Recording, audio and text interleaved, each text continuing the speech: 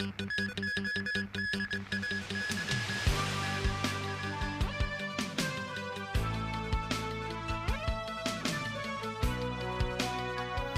evening. The Secretary for Justice today defended commencing prosecution against 7 police officers and activist Ken Zhang at the same time. Yoon says the move is to ensure procedural fairness. Charges were laid yesterday against the 7 police officers in the beating of Occupy protester Ken Zhang last October, while Zhang was charged with assaulting police officers. Yesterday, the police arrested Ken Zhang and charged him with assaulting police officers and resisting arrest. On the same day, authorities also announced that 7 police officers accused of beating up Zhang at Tamar Park on October 15th last year have also been charged. All defendants will appear at Eastern Magistracy on Monday. The activist and his lawyer questioned the timing of the 2 events and accused the authorities of trying to divert public attention away from the officers who are being charged. However, Secretary for Justice Yoon today insisted no political considerations were involved in making the prosecution decisions. He said the Department of Justice had consulted a local senior counsel as well as an overseas Queen's Counsel. The department concluded it's appropriate to have Zhang and the 7 police officers charged on the same day and to arrange for them to appear before the court on the same day as well.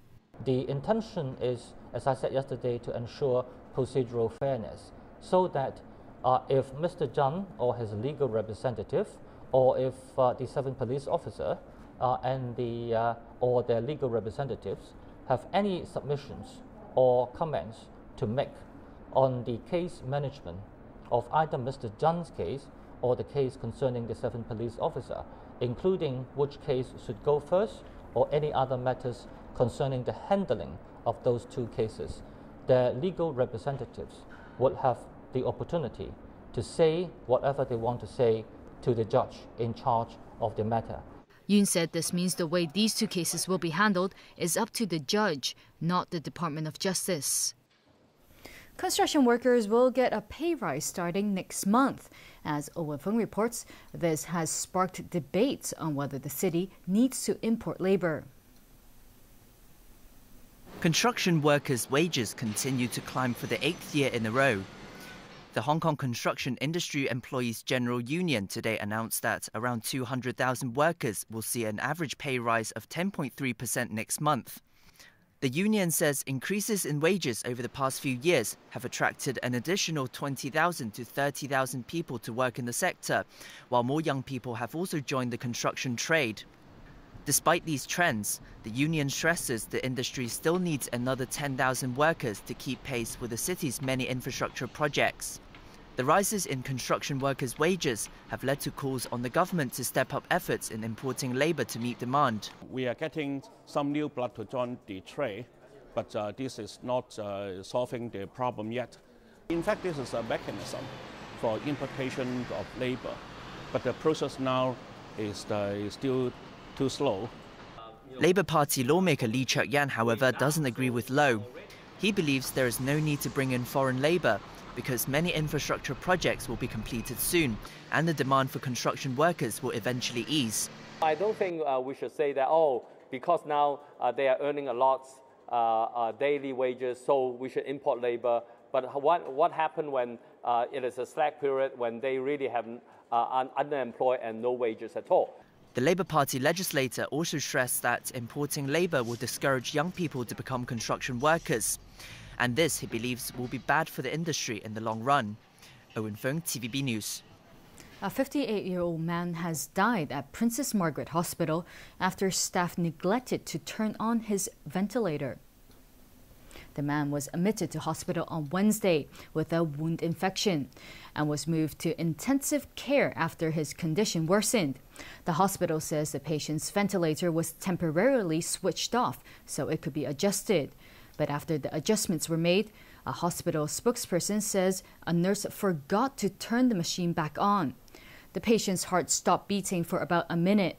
Doctors managed to revive the man, but he later died. The hospital says an independent committee will investigate the death.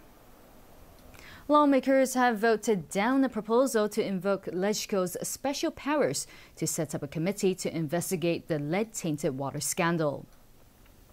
The motion was put forward by Neo-Democrats Gary Fan and Sid Ho of the Labour Party. Tam Yu-jung of the Democratic Alliance for the Betterment and Progress of Hong Kong said this controversy shouldn't be politicized. Chief Secretary for Administration Carrie Lam said the government has already admitted there are flaws in the system and has already done all it can to look into the matter. A quarter century after one of the worst terror attacks in British history, prosecutors have identified 2 new Libyan suspects in the bombing of a passenger jet over Lockerbie, Scotland. Now, investigators are hoping to interview the suspects in Libya. James Aiken reports. Scottish and U.S. authorities have informed Libya they want to send investigators to the capital, Tripoli, to interview the new suspects in connection with the bombing of Pan Am Flight 103. The move comes after the U.S. Attorney General and the chief Scottish prosecutor met in Washington last month to discuss the investigation. Whoever is responsible, that is suspected to have been responsible for this atrocity, must be brought to justice, and we look forward to hearing the outcome of the Lord Advocate's inquiries in that respect. The Boeing 747 aircraft was bound for New York on December 21, 1988, when it was blown up over Scotland, killing all 259 people aboard and 11 others on the ground. Abdel Basset al-Magrahi, a former Libyan intelligence officer, remains the only person to have been convicted in the bombing. A second Libyan accused in the attack was tried but was found not guilty. But investigators have always believed others helped Magrahi carry out the attack. A government spokesman in Tripoli says the new suspects are ex-spy chief Abdullah al-Sanusi and Mohammed Abu Ajela. The Libyans were interested in crimes committed during the revolution, but I was listening at home for details about the men on my list. Filmmaker Ken Dornstein, whose brother died in the bombing, produced a documentary about the attack that identified other possible suspects. I'm waiting and watching as well. I feel like I pushed it as far as I could as a filmmaker, and now it's up to governments to do the actual administration of justice. But that prospect may be remote, given Libya's instability. After the fall of former Libyan leader Muammar Gaddafi in 2003, Britain asked Libya's new rulers to help investigate. But the country has since been racked by chaos and political violence, stalling efforts to collect evidence and interview suspects. James Aiken, TVB News. European Union leaders have agreed at the summit to boost protection of the bloc's outer frontiers and give its border agency more clout to deport people who don't qualify for asylum. The EU also says it is prepared to offer Turkey up to €3 billion to keep migrants in that country. Alan Buchnia reports.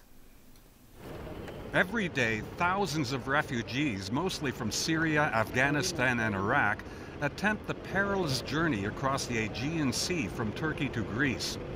Yesterday, 7 people drowned, including a baby and 3 children, when the wooden boat they were in crashed into a Coast Guard vessel that was trying to rescue them. It's estimated more than 600,000 refugees have arrived in Europe by sea so far this year, and more than 3,000 of them have died trying. At a summit in Brussels to try to deal with the crisis, European Union leaders agreed to coordinate border controls and try to slow the influx of refugees at Greece's patchwork island border with Turkey. The EU Asylum Office also appealed for 1,000 officers to help fingerprint people and decide whether they're eligible for asylum. First of all, allow me to express cautious optimism. And I have to underline, of course, the word cautious. Tonight, leaders took some important decisions that will help secure the Union's external borders. The EU leaders also discussed offering Turkey some €3 billion to help it deal with the estimated 2 million refugees in that country and encourage them to stay put.